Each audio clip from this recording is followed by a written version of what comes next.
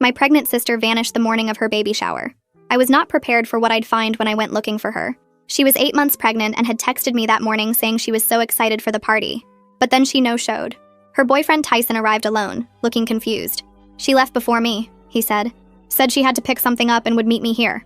We called her phone, but it went straight to voicemail. After 2 hours, my mom was panicking, and Tyson and I went back to their apartment to look for her. The door was unlocked, and Belle's purse was on the counter, but she was gone. "This isn't like her," Tyson kept saying, pacing around. "She's been so careful about the pregnancy, she wouldn't just disappear." I checked her closet while Tyson searched the bathroom, and that's when I found them. 4 flesh-colored pads with straps, each a different size, labeled by month. My hands went numb as I pulled them out. "Tyson, come look at this," I called. He stood in the doorway staring at the fake pregnancy bellies. "She's been faking the pregnancy," I said. "No, I've been to appointments with her," Tyson said. "Well, I've driven her to appointments. She always made me wait in the car. Always said she was too nervous." I grabbed Belle's laptop while he stood there processing. Her search history made my stomach turn. How to fake pregnancy symptoms, realistic belly progression, where to buy ultrasound photos. I showed Tyson the screen and he sat down hard on the bed. "But why?" he said. "Why would she do this? We weren't trying for a baby. We weren't even sure if we'd keep it. We need to find her," I said. "We need answers." And something made her run today. Tyson mentioned she'd been getting strange phone calls lately, always stepping outside to take them. She said it was the doctor's office, but she seemed upset after. I checked her phone records online since I was still on her family plan. The calls were all from the same number, and when I Googled it, nothing came up. But when I did a reverse lookup, it belonged to Riverside Hospital's psychiatric ward. "Why would the psych ward be calling her?" Tyson asked. We drove to the hospital and he convinced them to check if Belle was a patient. A nurse overheard us and pulled us aside. "Are you looking for the woman who's been coming to our prenatal classes? She's not enrolled but sits in the back. We had to ask her to leave yesterday because she was making other mothers uncomfortable with her questions." The nurse showed us security footage of Belle following a teenage girl through the parking garage. She was especially interested in this young girl who comes alone. Back at the apartment, I searched more carefully while Tyson made calls to Belle's friends. Under the bathroom sink, I found hospital scrubs still in packaging and a fake hospital ID badge. The name on it was Ariana Miley, but the photo spot was empty. In the kitchen junk drawer, I found receipts for baby formula, diapers, and a car seat, all bought with cash over the past month. "She was planning to take someone's baby," I said, feeling sick. I found Belle's tablet hidden under the couch and discovered she'd been browsing real estate listings in Oregon, saving houses for rent under the name Ariana Miley. One had an application filled out saying she was a single mother with a newborn, moving for a fresh start. The move-in date was 3 days from now. "She was going to steal a baby and disappear," I said. Tyson was shaking. My phone buzzed with a text from an unknown number. It was a photo of Belle at a gas station 2 hours away, but she wasn't alone. Someone in hospital scrubs was with her, face obscured by a baseball cap. "Who is that?" I asked, showing Tyson. "I don't know, but look at the timestamp. This was taken an hour ago," he said. We drove to that gas station, and during the drive, Tyson kept methodically checking his phone, like this was his last chance at something. The clerk at the gas station remembered Belle. She bought a bunch of supplies, blankets, bottles, formula. Her friend paid for everything. The clerk couldn't describe the friend, said they stayed in the car. In the parking lot, I found something that made my blood run cold. On the ground was a maternity ward hospital bracelet, with today's date and a patient number, but no name. "This is from today," I said. "This is someone's who actually gave birth today." Tyson took the bracelet and studied it. "We should take this to the police," he said. But instead of heading toward the car, he walked to the dumpster and threw it in. "Why did you do that?" He just ran his hand through his hair. "I don't know. I panicked. I don't want them to think Belle did something to a real mother." That's when I noticed things I'd overlooked all day. Tyson's phone had been buzzing with texts he wasn't checking. When we were at the apartment, he'd searched the bathroom but had found nothing, even though I found the scrubs and ID there later. He'd even been the one to suggest we leave the hospital instead of talking to security about the footage. "Tyson," I said slowly, my heart pounding, "were you involved in this?" He backs up against his car and his hands are shaking. The parking lot lights make his face look yellow and sick. He pulls his phone out and his fingers fumble with it before he finally gets it unlocked. He holds it out to me and I see text messages from Belle going back weeks. I scroll through them and my stomach turns. Belle talking about saving a baby from a mother who doesn't deserve it. Belle asking Tyson if he thinks it's wrong to take something that should have been yours. Belle saying she was meant to be a mother, and this is her only chance. Tyson keeps saying he thought it was just pregnancy hormones making her talk crazy. He says he never thought she would actually do anything. I don't believe him, but I screenshot every single message on my phone before he can change his mind. My hands shake so bad I almost drop my phone twice. I pull up Detective Caroline Moss's number that she gave me at the hospital and I call her. She answers on the second ring and I tell her where we are and what we found. She says she's on her way and tells me to stay in my car with the doors locked. I get in my car, but I watch Tyson through the windshield. He sits down on the curb and puts his head in his hands. 20 minutes later, Detective Moss pulls into the parking lot with 2 other police cars. She gets out wearing jeans and a jacket like she was home when I called. She walks straight to the dumpster and pulls on gloves from her pocket. She reaches in and pulls out the hospital bracelet using just 2 fingers. She holds it up to the light and studies it before putting it in a plastic bag one of the other officers hands her. Then she walks over to Tyson and looks down at him. I can't hear what she says, but Tyson looks up at her and then puts his hands behind his back without her even asking. The other officers help him stand up and walk him to one of the police cars. Detective Moss comes over to my car and taps on the window. I roll it down and she asks me to follow them to the station. The drive takes 30 minutes and I keep looking in my rearview mirror at the police car with Tyson in the back. At the station, Detective Moss takes me to a small room with a table and 2 chairs. She brings me water and sits down across from me. She asks me to start from the beginning and tell her everything. I spend 2 hours going through it all, finding the fake pregnancy bellies in Belle's closet, the laptop search history, the phone calls from the psychiatric ward, the hospital nurse showing us footage of Belle following that teenage girl, the scrubs and fake ID badge under the bathroom sink, the Oregon rental application, the anonymous text with Belle's photo, the gas station clerk who remembered Belle buying baby supplies, finding the hospital bracelet in the parking lot, Tyson throwing it away, his phone buzzing all day with texts he wouldn't check, how he searched the bathroom but somehow missed all the evidence I found there later, how he wanted to leave the hospital instead of talking to security. Detective Moss takes notes the whole time and doesn't interrupt me once. When I finish, she looks at me and says she knows how hard this must be. She says reporting your own sister takes courage. I don't feel courageous. I feel sick and scared and like I don't know my own family anymore. Detective Moss leaves the room and comes back with the hospital bracelet in its evidence bag. Under the bright lights in the station, I can see it better. There's a patient number printed on it and a date stamp from this morning. Detective Moss makes a phone call while I sit there staring at the bracelet. She talks to someone at the hospital and writes down information. When she hangs up, she tells me the patient number belongs to a 17-year-old girl who gave birth at 8:30 this morning. The hospital confirms a bracelet went missing from a supply cart near the maternity ward around 10 a.m. My stomach drops thinking about Belle being that close to a real newborn baby. Detective Moss goes to talk to Tyson in another room. I sit alone for almost an hour before she comes back. She sits down and tells me Tyson admitted he's known about the fake pregnancy since month 4. He says he accidentally saw the belly pads in Belle's closet when he was looking for something. Belle begged him not to tell anyone. She said she would figure it out and make it real somehow. Tyson says he was too scared and ashamed to confront the truth, so he just went along with it. Detective Moss's face when she tells me this makes it clear what she thinks of his choices. She pulls out her laptop and turns it so I can see the screen. It's security footage from the hospital dated today. The timestamp says 9:47 a.m. Belle is standing in the maternity ward hallway wearing scrubs that look exactly like the ones we found at the apartment. She's watching the nurse's station like she's studying it. A nurse walks past pushing a cart, and Belle reaches toward it. Then someone else comes around the corner, and Belle pulls her hand back and walks away. Detective Moss plays it again, and I watch my sister actively planning to steal someone's baby. The footage confirms everything we suspected. I ask to use my phone, and Detective Moss says yes. I call Mom, and she answers immediately asking if I found Belle. I have to tell her everything. The fake pregnancy, the hospital footage, the plan to take a teenager's baby. Mom doesn't believe me at first. She keeps saying Belle would never do something like this.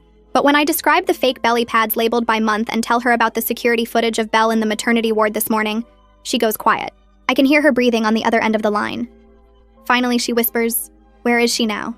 I realize I don't have an answer. Detective Moss takes the phone and talks to Mom. She explains they're putting out an alert for Belle's car. She's contacting every hospital within 3 hours to warn their maternity wards. She tells Mom that Belle might try another hospital if she's desperate enough. We need to find her before she approaches another vulnerable mother. Hearing my sister described as a threat to vulnerable mothers makes everything feel unreal. Detective Moss hangs up and makes more calls. I sit there listening to her coordinate with other police departments and hospital security teams. The reality that my sister is now the subject of an active police search hits me. This isn't just family drama anymore. This is a criminal investigation. Around midnight, Detective Moss tells me I can leave. Tyson is being held for more questioning. She says they'll probably charge him with obstruction at minimum. Maybe more depending on what else they find. I don't care what happens to Tyson right now. I just want to find Belle before she does something that can't be undone. I drive to Mom's house because I can't face going home to my empty apartment. When I walk in, Mom is sitting in the dark living room. All the baby shower decorations are still up from this morning. Pink and blue streamers hanging from the ceiling. A banner that says congratulations. Balloons tied to chairs. Presents stacked on the table that nobody opened. Mom is just sitting there in the middle of it all staring at nothing. I sit down next to her on the couch and neither of us says anything for a long time. Finally, Mom gets up and goes to her bedroom, coming back with 3 photo albums and a shoebox full of loose pictures. We spread them out on the coffee table and start going through them, looking for some sign we missed, some clue that would explain how Belle got to this point. There are pictures of Belle as a kid, Belle in high school, Belle at family gatherings. Mom pulls out a photo from last year. Belle at her friend Rachel's house for a barbecue. Rachel had just announced her pregnancy and everyone looked happy. Mom stares at the photo for a minute and then says, "Rachel lost the baby at 12 weeks. Belle took it really hard, harder than Rachel even. She kept talking about how it was a sign, how some people were meant to be mothers and others weren't, how Rachel would get another chance because she deserved it. We thought she was just being supportive, but now it sounds different." Mom finds more photos from around that time, and Belle looks different in them, more intense somehow. In one picture, she's holding Rachel's ultrasound photo and staring at it like it's the most important thing in the world. Mom starts crying again, and I hold her hand while we keep looking through the pictures. Around 3 in the morning, we finally give up and try to sleep, but I just lie on Mom's couch staring at the ceiling, thinking about my sister and wondering when exactly she stopped being the person I thought I knew. My phone rings at 7:30 and it's Detective Moss. Belle's car was spotted at a motel 40 miles north of here. Officers got there as fast as they could, but Belle had already checked out. The desk clerk remembered her though. Said she spent a long time asking questions about the area, specifically which nearby towns had hospitals with maternity wards. My hands go numb holding the phone and I have to sit down on the edge of the couch. Detective Moss says they're checking security footage from the motel and nearby gas stations, trying to figure out which direction Belle went. She asks if I can come to Belle's apartment in an hour to help with a more thorough search now that it's officially a crime scene. I wake Mom up and tell her about the call and she just nods, looking exhausted and scared. I meet Detective Moss at the apartment and there's yellow tape across the door now. She has gloves and evidence bags and a camera. We start in the bedroom and Detective Moss opens the nightstand drawer, pulling out everything carefully. Under some old magazines, she finds a spiral notebook with a plain black cover. She opens it and I see pages and pages of handwriting. Belle's handwriting. The first entry is dated 4 months ago. It's a list of pregnant women Belle had seen around town with notes about each one. Sarah at the grocery store, due in August, always with her husband. Jennifer at the coffee shop, due in September, seems tired. Allison at the bus stop, due in November, always alone. The notes get more detailed as the pages go on. Allison's schedule, which entrance she uses at the hospital, that she takes the number 7 bus. Detective Moss photographs every page while I stand there trying not to be sick. 3 weeks ago, Belle wrote an entry that makes my blood run cold. She's comparing different women, talking about which baby would be the right choice. She writes about mothers who don't deserve their blessings, young girls who got pregnant by accident and don't understand the gift they've been given. She writes about Allison specifically, how she's perfect because she's alone and scared and wouldn't be able to fight back. Detective Moss photographs this page multiple times from different angles. I sit down on the floor because my legs won't hold me up anymore. This isn't just mental illness, this is calculated, this is predatory. Belle spent months watching these women, studying them, planning which baby to take. Detective Moss puts her hand on my shoulder and asks if I'm okay, and I can't answer because I'm not okay. Nothing is okay. We keep searching, and in the dresser drawer under Belle's socks, Detective Moss finds a phone I've never seen before. It's a cheap burner phone with a cracked screen. She turns it on, and there are only 3 contacts saved. One is labeled A, one is labeled property, and one is labeled supplies. Detective Moss calls her partner and tells him to start the subpoena process for the call records. She asks me if I know who any of these contacts might be, and I shake my head. The A could be anyone. Property is probably the landlord in Oregon. Supplies might be the baby store where Belle bought all that stuff. Detective Moss bags the phone as evidence and we move to the closet. But I can't stop thinking about that notebook. About Belle watching Allison for months. Detective Moss's phone rings and she steps into the hallway to take the call. I can hear her voice but not the words. When she comes back and her expression is different, more urgent. The hospital just called. Allison contacted security this morning to report that a woman matching Belle's description approached her in the parking garage yesterday afternoon. Belle asked her invasive questions about her due date, whether she had family support, if she was scared about giving birth alone. Allison felt uncomfortable enough to report it, and security pulled the footage. If Allison hadn't reported it, if she'd trusted Belle's friendly act, Belle might have been there when she went into labor. Detective Moss says Allison probably saved her own baby's life by listening to her instincts. Detective Moss arranges for me to meet Allison at the police station in 2 hours. She wants Allison to confirm that Belle is the woman who's been approaching her. There will be a social worker there too because Allison is only 17, and this whole situation is traumatic enough without making her face it alone. I drive back to Mom's house to shower and change clothes and tell her what we found. She doesn't say much, just sits at the kitchen table holding her coffee cup with both hands. When I leave for the police station, she's still sitting there in the same position. At the station, a social worker named Lorelei meets me in the lobby and takes me to a small conference room. Allison is already there, sitting in a chair with her hands folded over her pregnant belly. She looks so young and scared. She has dark hair pulled back in a ponytail, and she's wearing a sweatshirt that says Central High. Lorelei introduces us, and I show Allison the photo of Belle on my phone. Allison's face goes pale and she nods immediately. "That's her," she says. "That's the woman who's been showing up at my prenatal appointments for the past 6 weeks. She always acts like it's a coincidence, like she just happens to be there at the same time. Allison lives in a group home because her family kicked her out when they found out she was pregnant. She's due in 3 weeks and she's terrified. Allison tells us how Belle always seemed so nice and interested, asking about the pregnancy and offering advice. Belle said she was a birth coach and offered to be there when Allison went into labor since Allison would be alone. Allison was actually considering it because she didn't want to go through delivery by herself. But then Belle started asking weird questions about the hospital, about security procedures and which doors had cameras and when the nurses did their rounds. That's when Allison started feeling uncomfortable and stopped responding to Belle's messages. Yesterday, when Belle approached her in the parking garage asking when she was due and which hospital she'd be delivering at, Allison knew something was wrong. Lorelai explains that this is a common pattern. Predators target vulnerable young mothers who lack family support because they're more likely to trust someone offering help. She's seen cases like this before where someone befriends a pregnant woman with the plan to take the baby after birth. Sometimes they wait until the mother is alone in recovery. Sometimes they try to convince the mother to let them help with the delivery, and then disappear with the baby. The fact that Belle was asking about hospital security means she was planning something specific. Hearing it described in these clinical terms makes it even more real and horrible. My sister was hunting a 17-year-old girl. Detective Moss joins us and tells me they traced the contact labeled A in the burner phone. It belongs to someone named Audrey Neal. She used to be a labor and delivery nurse at Riverside Hospital, but her license was suspended 18 months ago for boundary violations with patients. When officers went to her address, neighbors said they haven't seen her in 3 days. Her car is missing too. The landlord mentioned she'd been asking about breaking her lease early, wanted to know if she could get her deposit back if she moved out before the end of the month. Detective Moss shows me a photo of Audrey from her nursing license. She's around 40 with blonde hair and cold eyes. I've never seen her before, but Belle clearly knew her well enough to save her number in a burner phone. Detective Moss pulls up Belle's social media accounts on her computer and starts searching through her message history. She finds a private conversation between Belle and someone named Audrey Neal going back 6 months. The earliest messages are about pregnancy loss and supporting women through difficult births. Belle talks about her miscarriage and how empty she feels. Audrey responds with sympathy and shares stories about helping mothers who need support. But the tone shifts around month 3. Audrey starts using phrases like rescuing babies and giving second chances to children who deserve better. Belle responds enthusiastically, asking questions about how to help. Audrey teaches her how to attend prenatal classes without enrolling, how to make fake appointment cards, where to buy hospital credentials online. The messages get more specific. Belle asks about security cameras and nurse schedules. Audrey sends detailed information about maternity ward layouts and shift changes. They discuss which mothers make the best targets. Young, alone, vulnerable. Detective Moss scrolls through months of planning, and I watch over her shoulder feeling sick. My sister wasn't just having a mental breakdown. She was coached by someone who knew exactly what she was doing. Detective Moss makes a phone call, and 20 minutes later, we're watching security footage from the hospital where Audrey used to work. The timestamp shows 18 months ago. Audrey walks into the nursery wearing scrubs and picks up a newborn from a bassinet. She cradles the baby and walks toward the exit. A nurse stops her and asks where she's taking the infant. Audrey says the mother requested the baby for feeding. The nurse checks the chart and tells her that's not true. The mother is sleeping and didn't request anything. Audrey's face changes. She insists she's helping because the mother is a drug user and the baby deserves better care. Security arrives and takes the infant from her arms. She's escorted out while screaming about saving innocent children from unfit parents. Detective Moss explains the hospital dropped the charges to avoid publicity. Audrey lost her nursing license but faced no criminal penalties.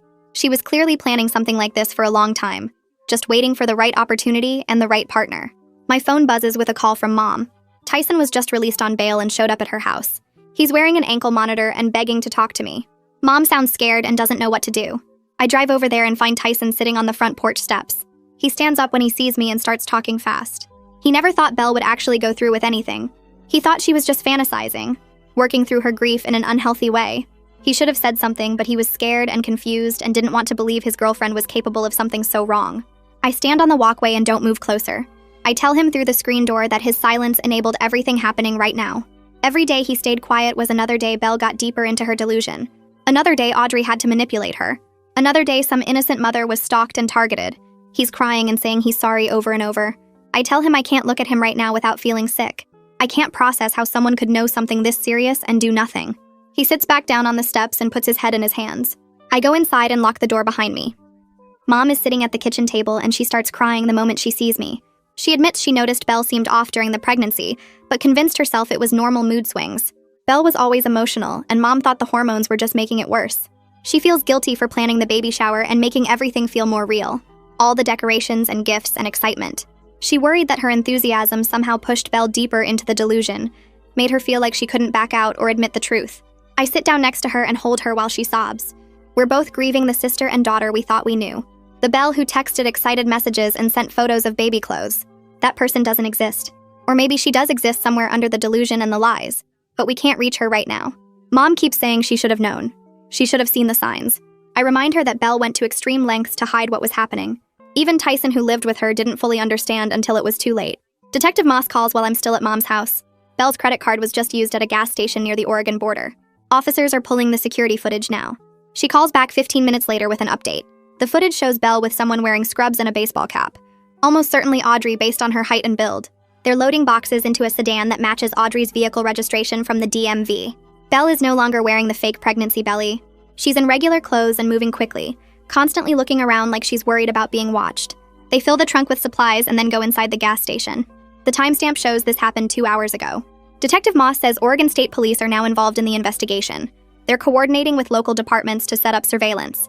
Detective Moss pulls up more footage from the gas station showing Belle and Audrey inside, studying a map spread across a table in the corner. They're pointing to different routes and writing notes. Audrey traces a path with her finger while Belle nods and takes photos with her phone. They're clearly planning their next move and being careful about it. Detective Moss explains that Oregon authorities are now monitoring the rental property where Belle planned to move in as Ariana Miley. The landlord is a guy named Nicholas Mercer, and he's been incredibly cooperative once he learned what was happening. He agreed to act normal if Belle or Audrey contacts him about picking up keys. Police will be ready to move in when they show up. The net is closing, but Belle doesn't know it yet. She thinks she's still ahead of everyone, still executing her plan to start a new life with a stolen baby. I can't sleep that night. I lie in bed obsessively checking my phone for updates from Detective Moss. Every notification makes my heart jump. I scroll through old text messages from Belle going back months. Just 2 weeks ago, she sent me a photo of a onesie she bought with a caption about how excited she was to be a mom. 3 weeks before that, she complained about back pain and swollen ankles. A month ago, she sent a photo of her ultrasound. Except none of it was real. The ultrasound was purchased online. The onesie was part of her props for the fake life she was building. The complaints about pregnancy symptoms were researched and rehearsed. Every memory now feels tainted by the knowledge of her elaborate lies. I don't know which parts of my sister were real and which parts were performance. I don't know if she loved me or if I was just another person she had to convince. The uncertainty is worse than knowing she did something terrible. At least terrible actions can be understood and processed. But not knowing what was true makes everything feel unstable. Detective Moss arrives at Mom's house early the next morning. Allison went into early labor overnight and delivered a healthy baby girl at 4:23 a.m. Hospital security is on high alert. Allison and her baby are in a private room with restricted access. Only approved visitors can get past the security desk, and plainclothes officers are stationed on the maternity ward. The relief that the baby is born safely is mixed with fear about what Belle might try now. Her entire plan was built around taking Allison's baby. Now that the baby is here, Belle might get desperate. Desperate people do dangerous things. Detective Moss assures us they have every entrance covered, and Allison knows not to accept visitors she doesn't recognize. But I can't shake the image of Belle and Audrey studying that map, planning their routes, preparing for exactly this moment. Detective Moss shows us something else they discovered. Belle and Audrey have been monitoring Allison's social media accounts. Allison posted about her upcoming due date 3 weeks ago. She mentioned which hospital she'd be delivering at in a comment thread. She shared photos of her nursery setup at the group home. Every piece of information Belle needed was right there in public posts. Allison's accounts are now locked down and set to private, but the damage is done. Belle knows exactly where to find her target. Detective Moss has stationed plainclothes officers throughout the maternity ward. Some are dressed as visitors, some as hospital staff. They're watching every entrance and monitoring everyone who tries to access the floor. The security footage is being reviewed in real time. If Belle or Audrey show up, they'll be arrested immediately. But the waiting is torture, not knowing when or if they'll make their move. Tyson calls me crying in the afternoon. He found more evidence in his car that he overlooked during the initial search. There's a hospital employee badge maker in the trunk along with blank badge templates. Audrey's photo is printed on several of the templates, ready to be turned into fake IDs. He admits he knew Belle had been meeting with someone but claimed not to know who or why. Belle told him it was a grief counselor and he never questioned it, never asked for details or tried to verify. He just accepted her explanation because it was easier than confronting the truth. I hang up on him before he can finish his excuses. I'm too angry to hear more justifications for his willful ignorance. Every piece of evidence makes it clearer that this could have been stopped earlier if someone had just paid attention. If Tyson had asked questions. If Mom had trusted her instincts. If I had visited more often and noticed the signs. But we all chose comfort over truth, and now we're racing to prevent a tragedy that never should have gotten this far. Detective Moss called me the next morning with news that made my stomach drop. She traced Audrey's phone to a motel 15 miles from the hospital where Allison had her baby. Officers raided the room at dawn, but Belle and Audrey had already cleared out, probably sometime during the night. What they left behind was worse than finding them there. The motel room was like a war room for kidnapping. Detective Moss sent me photos and I had to sit down while looking at them. Detailed floor plans of the maternity ward were spread across one bed, with different colored markers showing nurse stations, security cameras, and blind spots. A schedule was taped to the wall listing nurse shift changes down to the minute. Someone had circled the 3 p.m. shift change in red and written "Best Window" next to it. On the dresser sat a canvas bag stuffed with newborn clothes still with tags on them, 6 bottles of formula, and a stack of forged discharge papers. The papers had Audrey's fake credentials on them and a blank space where a baby's name would go. They'd planned everything down to the smallest detail. These weren't just vague ideas or fantasies anymore. This was an actual operational plan to steal a baby. Detective Moss said the level of planning was unusual for cases like this. Most people who try to take babies act on impulse during a moment of opportunity. But Belle and Audrey had studied that hospital for weeks, maybe months. They knew exactly when to strike and how to get past security. If Allison hadn't reported Belle's weird behavior, if the hospital hadn't increased security, they might have actually succeeded. That thought made me feel sick for hours. Among all the evidence, Detective Moss found something that broke my heart even while it scared me. A journal in Belle's handwriting, the same loopy cursive she'd used since high school. I met Detective Moss at the station to read it because she thought I should see it in person. The entries started normal enough, talking about wanting to be a mother and feeling empty. But they got darker and more twisted as the pages went on. Belle wrote about feeling a connection with Allison's baby, like the universe was sending her signs. She described watching Allison at prenatal appointments and convincing herself that Allison was too young and unprepared. The words "unfit mother" appeared over and over. Belle genuinely believed she would be saving this baby, rescuing it from a bad situation. She wrote about how she'd be a better parent, how she deserved this chance, how it was her destiny to raise this specific child. The last entry was from 2 days ago. Belle wrote that she knew what she was doing was wrong by society's standards, but that sometimes you have to break rules to do the right thing. She compared herself to people who rescue animals from bad owners. She actually thought stealing someone's baby was similar to saving a neglected puppy. Reading her twisted logic made me understand just how sick my sister really was. This wasn't just lying or making bad choices. Belle's brain had completely rewritten reality to justify something horrible. Detective Moss watched me read, and I could tell she'd seen this kind of thing before. She didn't look shocked or disgusted, just sad. Later that afternoon, Detective Moss got a call that changed everything. The Oregon landlord, Nicholas Mercer, reported that someone contacted him asking to move up the key pickup. Instead of 3 days from now, they wanted to get the keys today. Mercer played it cool on the phone and agreed to meet them. Then he immediately called the police like Detective Moss had asked him to. We had them. For the first time since finding those fake belly pads in Belle's closet, we actually had a concrete plan to stop this. Detective Moss coordinated with Oregon State Police to set up a sting operation at the rental property. Officers would be positioned around the area in unmarked cars and plain clothes. Mercer would act completely normal when Belle or Audrey showed up. The plan was to let them pick up the keys and try to enter the property, then move in for arrests. Detective Moss said this would give them the strongest case because it showed clear intent to follow through with the plan. I couldn't just sit at home waiting for news. I told Detective Moss I needed to be there when they caught Belle. She tried to talk me out of it at first, saying it could be dangerous and emotionally difficult, but I pushed back. Belle was my sister, and I'd been the one to discover everything and chase her across 2 states. I deserved to be there at the end. Detective Moss finally agreed to let me wait in an unmarked car 2 blocks from the property. Mom wanted to come too, but I convinced her to stay home. If Belle somehow got away or contacted her, Mom needed to be available. Also, I wasn't sure Mom could handle seeing Belle get arrested. The drive to Oregon felt endless even though it was only 3 hours. Detective Moss drove while I sat in the passenger seat checking my phone every 2 minutes like Belle might text me. She wouldn't, obviously, but I couldn't stop hoping for some message that would explain everything or make it better. Detective Moss tried to make small talk at first but gave up when I could barely respond.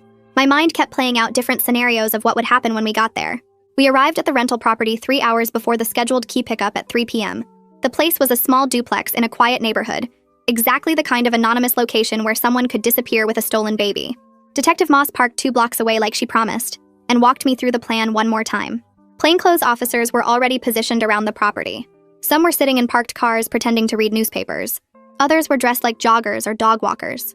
Nicholas Mercer would be in his property management office acting totally normal. If Belle showed up, I'd have a chance to talk to her before the arrests. Detective Moss thought maybe I could convince Belle to surrender peacefully instead of making things worse. I wasn't sure I could do that, but I agreed to try. Waiting was torture. Detective Moss told me stories about other cases she'd worked to pass the time. She said she'd seen a lot of women who faked pregnancies or tried to steal babies over her career. It usually came from some kind of profound loss or serious mental illness. These women genuinely believed they were doing the right thing, that they deserved a baby more than the real mother did. It didn't excuse what they did, but it helped explain it. Detective Moss said Belle was sick, not evil, and that distinction mattered. I wanted to believe her, but it was hard when I kept thinking about that journal and Belle's twisted logic. At 2:47 p.m., Audrey's car pulled into the property parking lot. My heart started racing so hard I could feel it in my throat. Audrey got out alone, and I could see her looking around nervously. She kept checking her phone and glancing at the street like she expected someone to jump out. She walked toward Mercer's office, and I watched through binoculars as they talked through the window. Mercer was playing his part perfectly, acting casual and friendly. I kept watching for Belle's car, but the lot stayed empty. Maybe Belle wasn't coming. Maybe she'd sent Audrey to get the keys while she stayed hidden somewhere else. 10 minutes felt like an hour. Then Belle's car turned into the lot. She parked far away from Audrey's car, almost at the opposite end. She sat there for several minutes, and I could see her moving her mouth like she was talking to herself, or maybe on the phone. She wasn't wearing the fake pregnancy belly anymore. Without it, she looked smaller and more fragile than I remembered. She looked exhausted and frightened, not like someone about to commit a crime.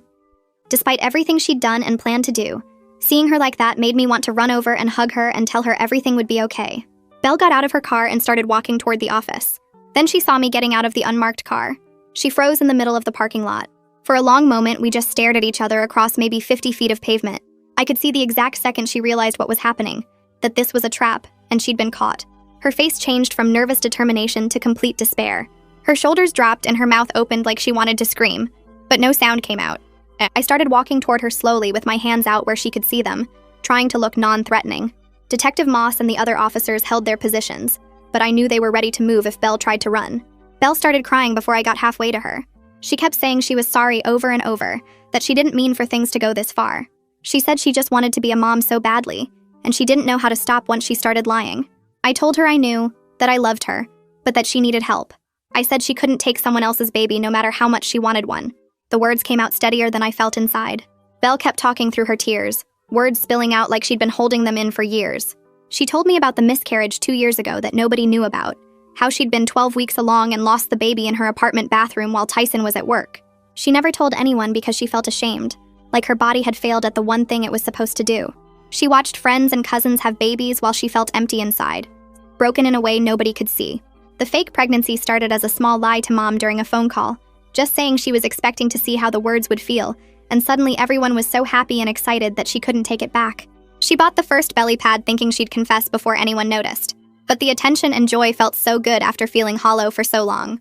By month 4, she was in too deep, ordering bigger pads and learning how to fake symptoms, and the lie became her reality. She truly believed she could make it real somehow, that if she prepared enough and wanted it badly enough, she'd end up with a baby and nobody would know the difference. Movement caught my eye across the parking lot. Audrey had seen the police cars and was sprinting toward her vehicle. 2 officers took off after her and tackled her before she reached the driver's door, her body hitting the pavement hard. She screamed and fought while they put handcuffs on, yelling about how she was trying to help, how young mothers didn't deserve babies they couldn't take care of. Detective Moss walked to Audrey's car and popped the trunk while Audrey kept screaming. Inside was a large black bag that Detective Moss pulled out and unzipped on the hood. Hospital scrubs in multiple sizes, 3 fake ID badges with different names, and Audrey's photo. A detailed floor plan of the hospital maternity ward with shift change times marked in red ink. There were notes about security camera blind spots and which doors had the weakest locks. Detective Moss held up a typed document titled Entry Protocol, with step-by-step instructions for accessing the nursery during the 7 p.m. shift change. Audrey stopped screaming and just glared at all of us, her face twisted with anger instead of shame. She started ranting about saving babies from unfit mothers, about how she knew better than these stupid girls who got pregnant by accident, about how she was doing important work. No regret in her voice at all, just fury that we'd stopped her. Detective Moss walked over to Belle, who was still standing next to me with tears running down her face.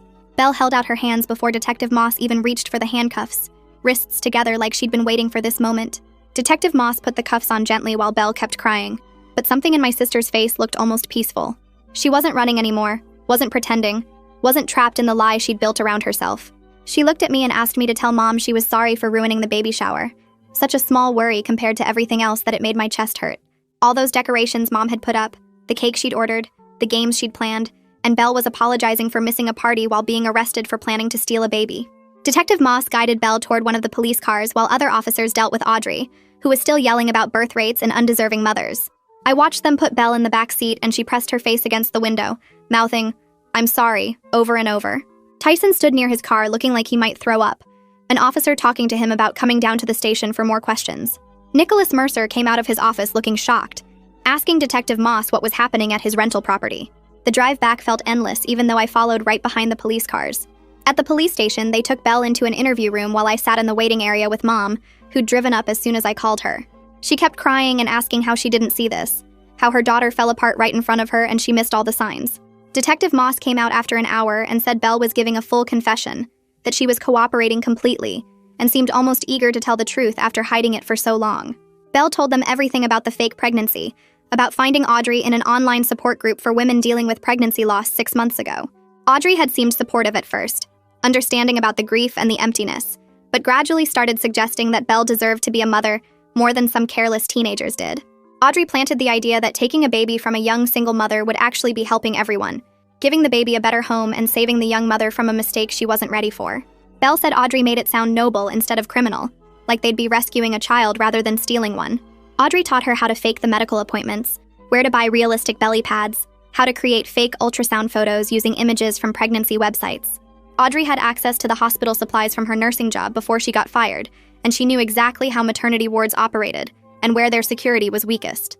Belle admitted she'd been stalking Allison for 3 weeks after Audrey identified her as the perfect target because she was young, alone, and posting about her pregnancy publicly online.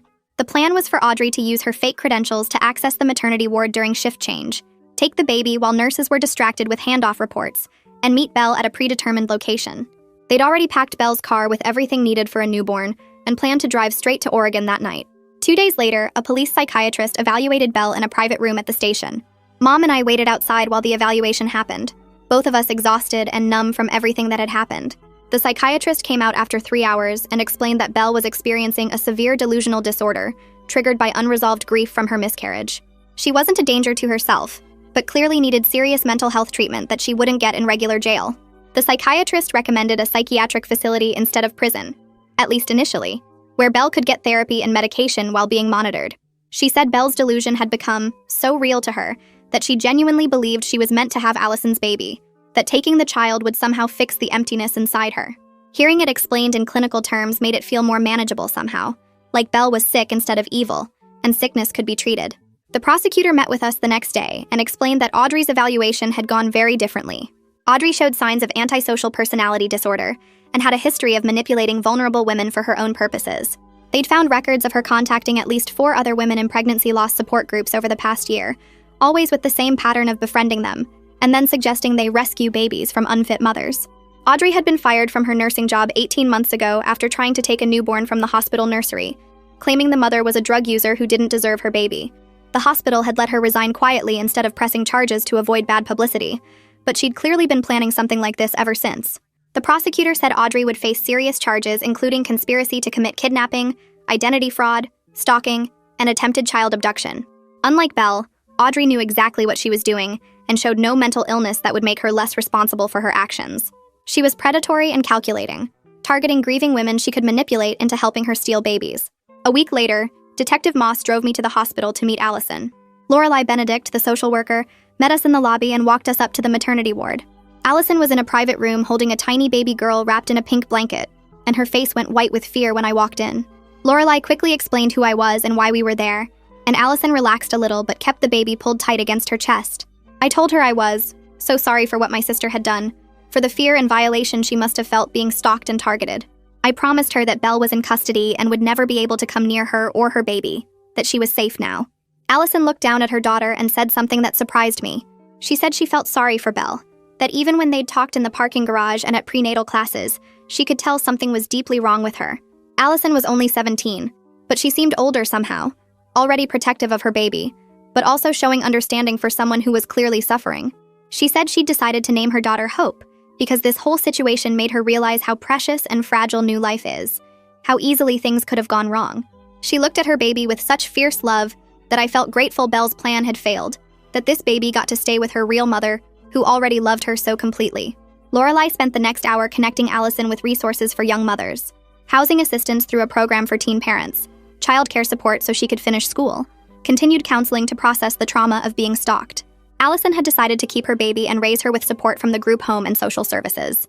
She had a plan for getting her GED, then maybe community college while Hope stayed in the group home's childcare center. Watching her talk about her future with such determination made me see how wrong Belle's twisted logic had been. Allison wasn't an unfit mother who needed saving. She was a young woman who loved her baby and deserved support, not judgment or theft. 3 weeks after Belle's arrest, the prosecutor met with me, Mom, and our lawyer to discuss charges. Because of Belle's mental health evaluation and complete lack of criminal history, they were offering a deal where she'd be committed to a psychiatric facility for treatment instead of going to prison. The terms were strict, though. She'd have to stay in the facility for a minimum of 2 years, participate fully in all therapy and treatment, take prescribed medications, and face criminal charges if she didn't comply or committed any other offenses. After treatment, she'd be on supervised release with regular check-ins and continued mental health monitoring. The prosecutor said this was the best option for everyone because Belle genuinely needed help more than punishment, and a trial would be hard on Allison, who was just trying to start her life with her new baby. Mom and I sat in the prosecutor's office the next week, both of us exhausted from sleepless nights trying to figure out what to do. Detective Moss joined us, pulling up a chair and explaining how a trial would work. She said Allison would have to testify about being stalked and targeted, relive all the fear she felt. Belle's mental health records showed clear signs of delusional thinking, which meant any jury would likely send her to psychiatric care anyway, instead of prison. The prosecutor laid out papers showing Belle's evaluation results, pointing to specific diagnoses that supported treatment over punishment. Mom kept asking if Belle would actually get help or just be locked away, and the prosecutor promised the facility specialized in exactly what Belle needed. I thought about Allison holding baby Hope, about how she'd already been through so much, and I couldn't imagine making her sit in a courtroom and face Belle again. We signed the papers accepting the plea deal that afternoon, both of us crying in the parking lot afterward. 2 days later, I got a call about Tyson's charges. His lawyer tried arguing he was manipulated by Belle, that he didn't understand what was happening. But the prosecutor pulled up text messages showing Tyson knew about the fake pregnancy for months, knew Belle was planning something with those hospital supplies, and chose to stay quiet. He threw away evidence at the gas station, tried to steer us away from security footage at the hospital, and never once called police even when things got obviously dangerous. The prosecutor offered him a deal involving 3 years probation, 200 hours of community service, and mandatory counseling sessions twice a month. Tyson's lawyer advised him to take it, because a trial could mean actual jail time for obstruction and accessory charges. I heard through Mom that he accepted the deal, broke down crying when signing the papers. Part of me felt bad for him, but mostly I just felt angry that his silence enabled everything Belle did. Belle got transferred to a psychiatric facility 3 hours away, a place that looked more like a college campus than a hospital. Mom and I drove up to visit once Belle was settled, going through multiple security checkpoints and signing in at the main desk. They led us to a common room with soft furniture and plants by the windows. Belle walked in wearing regular clothes instead of a hospital gown, her hair pulled back and her face clean of makeup. She looked smaller somehow, less like the sister I knew and more like a stranger. She sat across from us and immediately started crying, saying she was sorry over and over. Mom reached across and held her hand while Belle talked about not fully understanding what happened to her. She said the medication made things clearer, made her see how wrong and scary her actions were. She knew she hurt people, knew she scared Allison and put a baby in danger, and she wanted help to figure out why her brain went to such a dark place. The visit lasted an hour and Belle cried through most of it, but there were moments where I saw glimpses of my real sister underneath all the delusion and planning. Before we left, a psychiatrist asked to speak with us privately. She was an older woman with gray hair and a kind face, and she explained Belle's diagnosis in terms we could actually understand. Belle's delusion started as a way to cope with losing a baby 2 years ago, a miscarriage nobody knew about because Belle hid it from everyone. After that, she found out she couldn't have kids naturally, some problem with her body that doctors said would make pregnancy nearly impossible. Instead of processing that grief and loss, Belle's brain created the fake pregnancy as a way to experience the joy and attention she desperately wanted. The psychiatrist said Belle's treatment would focus on working through the grief she'd been avoiding, learning to tell the difference between reality and fantasy and delusion, and building better ways to handle painful feelings. She said Belle would be in the facility for at least 2 years, maybe longer depending on her progress. I started seeing my own therapist 3 weeks after Belle's transfer. The first session I just cried and talked about how betrayed I felt, how my sister lied to everyone for months and planned something so terrible. My therapist listened and then said something that surprised me. She said I could love Belle and be angry at her at the same time, that those feelings didn't cancel each other out. I could grieve the sister I thought I had while still supporting the real sister who needed help. That made something click in my brain, like permission to feel complicated things instead of picking one emotion. Over the next few weeks, we talked about trust and boundaries, about how to support someone without enabling them. I learned that Belle's mental illness explained her actions but didn't excuse them, that she still made choices even while her brain was lying to her. The therapy helped me sleep better at night, helped me stop obsessively checking my phone for updates about Belle or Allison. Mom struggled harder than I did with everything. She kept saying she should have noticed something was wrong, should have asked more questions when Belle seemed off during the pregnancy. I reminded her that Belle bought fake ultrasound photos, wore pregnancy bellies that looked completely real, and even Tyson, who lived with her, didn't fully understand what was happening. We started going to family therapy sessions at Belle's facility once a month. The therapist there taught us how to set healthy boundaries while offering support, how to visit Belle without taking responsibility for her choices.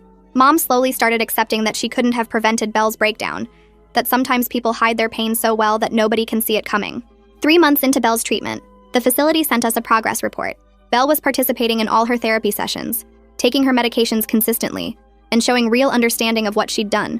She'd written a letter to Allison apologizing for stalking her, for making her feel unsafe, for planning to take her baby.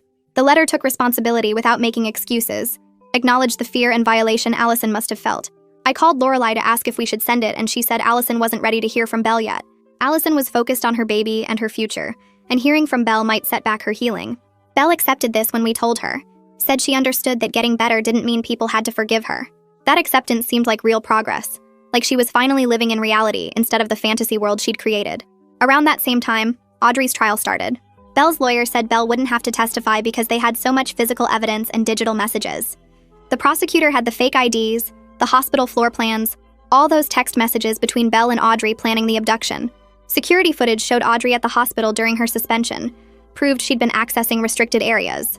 The trial lasted 2 weeks, and I followed the news coverage online. Audrey's lawyer tried arguing she was mentally ill too, but the psychiatrists who evaluated her said she had antisocial personality disorder and knew exactly what she was doing. She showed no remorse during testimony, kept insisting she was trying to save babies from bad mothers. The jury found her guilty on 7 different felony counts, including conspiracy to commit kidnapping, identity fraud, and stalking. The judge sentenced her to 8 years in prison, and during sentencing, he talked about how predatory her actions were. He said she targeted vulnerable women who were already struggling, tried to exploit their situations for her own twisted purposes. Reading about the sentencing made me feel relieved that Audrey couldn't hurt anyone else for a long time. I got a letter from Tyson about 4 months after everything happened. He was doing his community service at a nonprofit that helped families dealing with mental health crises, and he wrote about how the work made him see his failures clearly. He said he'd been a coward, choosing comfortable denial over difficult truth. He knew Belle was struggling, and instead of getting her help, he just looked the other way and hoped things would work out. His silence enabled her delusion to grow until she was planning to steal a baby, and he would carry that guilt forever. The letter asked for nothing from me, didn't beg for forgiveness or make excuses. He just wanted me to know he understood what he'd done wrong, and was trying to become someone who wouldn't make those same choices again. I appreciated the honesty even though I wasn't ready to forgive him. Maybe someday I would be, but right now the anger still felt too fresh. 6 months after Belle's commitment, her treatment team called with an update. Belle was doing really well in therapy, had worked through a lot of her grief about the miscarriage and infertility in healthy ways. She could clearly tell the difference between her delusions and reality now, understood how sick she'd been during the fake pregnancy. The biggest news was that Belle had started a support group within the facility for women dealing with pregnancy loss. She was using her own painful experience to help others process their grief before it turned into something dangerous like it had for her. The treatment team said this was a really good sign, showed Belle was channeling her pain into something positive and real, instead of hiding behind lies and fantasy. They thought she might be ready for supervised day passes in another 6 months if she kept making progress. Mom cried happy tears when she heard that news, and I felt hopeful for the first time in months that Belle might actually come out of this okay. A few weeks after that visit, my phone buzzed with a text from an unknown number. I opened it to find a photo of a chubby baby with bright eyes and the biggest smile, sitting up in someone's lap. The message below said it was from Allison, and this was Hope at 6 months old. The baby looked nothing like the tiny, fragile newborn I'd seen in the hospital that day, all wrapped up and vulnerable. This baby looked healthy and happy and loved. Allison's message went on to say she'd finished her GED last month and enrolled in community college classes starting in the fall. Hope stayed at the group home's childcare center while Allison attended her classes and studied in the evenings. She was taking general education courses and thinking about maybe becoming a teacher or social worker someday. Reading her message made me feel something lift in my chest, knowing that despite everything Belle had put her through, Allison was building a real life for herself and her daughter. She was proving that being a young mom didn't mean failure or giving up on your future. I showed the photo to Mom, and we both cried happy tears, grateful that at least this part of the story had turned out okay. The prosecutor called me about a month later with news about Belle's case. She'd been reviewing Belle's progress reports from the facility and talking with her treatment team. Based on Belle's consistent improvement and full participation in therapy, the prosecutor agreed to modify her commitment from indefinite to 2 years, with supervised outpatient treatment afterward. Belle would have to register with mental health services in whatever county she lived in, maintain regular therapy appointments twice a week for the first year, and then weekly after that, and stay on her medication without any lapses. But she would eventually be able to rebuild her life outside the facility, get a job, maybe even have her own apartment with proper supervision. The prosecutor explained that this kind of modification was rare, but Belle's case was unique because she'd shown genuine insight into her illness and real commitment to recovery. It felt like the first real hope we'd had since this whole nightmare began.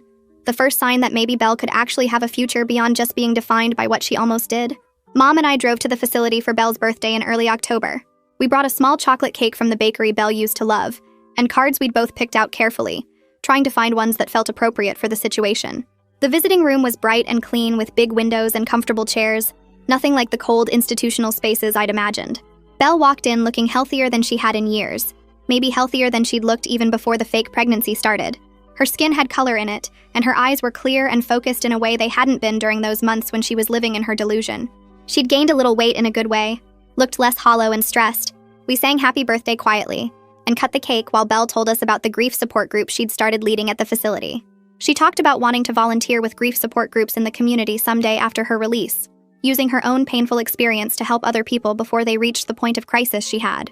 She wanted to catch people early, when they first experienced loss, and give them healthy tools for processing it instead of letting it fester into something dangerous like it had for her.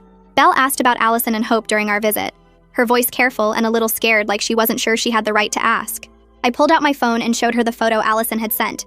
Belle stared at it for a long time and then started crying, but not in a delusional way like before. These were different tears, clear and genuine and full of real understanding. She said she was grateful the baby was with her real mother, that she could see now how wrong and harmful her delusions had been. She talked about the work she was doing in therapy to forgive herself, while also accepting that some people might never forgive her, and that was their right. She understood that Allison didn't owe her anything, not forgiveness or understanding or even acknowledgement. Belle said her therapist had helped her see that true remorse meant accepting consequences without expecting anything in return, and she was trying to learn how to live with that weight while still moving forward. Detective Moss called me about a week after Belle's birthday to let me know she was officially closing the case.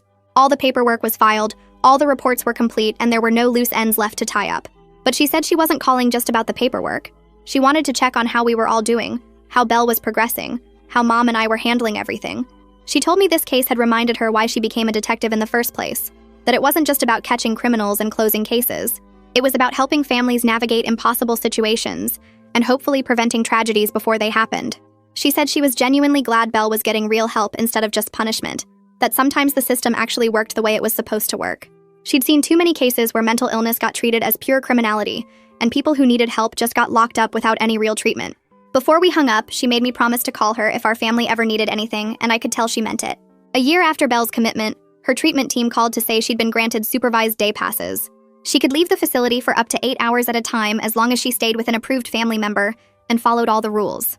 Mom and I decided to start having Belle over for Sunday dinners, giving her a taste of normal family life again while still maintaining the structure she needed.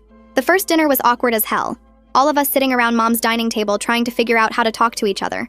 We kept dancing around the elephant in the room, making small talk about the weather and what was on TV, nobody wanting to bring up anything real. But gradually, over the following weeks, we found our rhythm again. Belle started being more honest about her struggles in therapy, talking openly about the days when she felt the pull of old delusions trying to creep back in. She didn't hide behind lies or pretend everything was perfect. Mom and I learned to ask direct questions, and Belle learned to give direct answers, even when those answers were uncomfortable.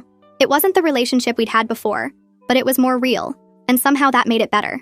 Lorelai contacted me in the spring with an update about Allison. She'd graduated from community college with her associate degree and got accepted to a nursing program at the state university with a full scholarship that covered tuition and books. Allison had specifically asked Lorelai to let me know because she wanted me to understand that while she'd never forget what happened, she'd chosen to focus on building her future, rather than staying stuck in fear. Hope was thriving, hitting all her developmental milestones and showing signs of being a smart, curious kid. Allison was proving every single day that she was exactly the mother her daughter needed, that age and circumstances didn't determine your ability to love and care for a child. Lorelai said Allison talked sometimes about maybe working in maternal health someday, helping other young mothers navigate the system and access resources. She was taking something terrifying that happened to her and finding a way to transform it into purpose. 2 years after everything fell apart, our family had found a new normal that was more honest even if it was more complicated. Belle completed her facility treatment and moved into a supervised apartment with 2 other women in recovery, all of them checking in daily with a case manager and attending group therapy twice a week. She got a part-time job at a grief counseling center, answering phones and helping with intake paperwork, using her experience in a productive way while maintaining her own recovery. Mom and I rebuilt our relationship with Belle based on truth instead of comfortable illusions, setting clear boundaries about what we could and couldn't handle while still offering support when she needed it. I learned that loving someone means accepting their reality, not the version you wish existed, and that sometimes the hardest thing and the right thing are the same thing. Belle carries the weight of what she almost did every single day, but she's chosen to transform that weight into purpose by helping others navigate loss before it becomes delusion like it did for her. Our family is smaller now because Tyson is permanently out of our lives, and some extended relatives can't accept what happened, but we're stronger for being built on honesty instead of pretense. I still have hard days when I remember finding those fake pregnancy bellies in Belle's closet, and realizing my sister was capable of something so scary. But I also have good days when I see Belle laughing genuinely at Sunday dinner, and know she's finally living in reality instead of fantasy. The baby shower decorations are long gone from Mom's house, replaced by the messy, imperfect work of supporting someone through real recovery. And somehow that feels more meaningful than any celebration we could have thrown for a pregnancy that was never real in the first place. So yeah, that's the whole thing. Nothing scripted, just me talking through it the way I'd tell a friend. Thanks for hanging out. I always appreciate when people stick around to the end. Come back next time if you feel like catching up.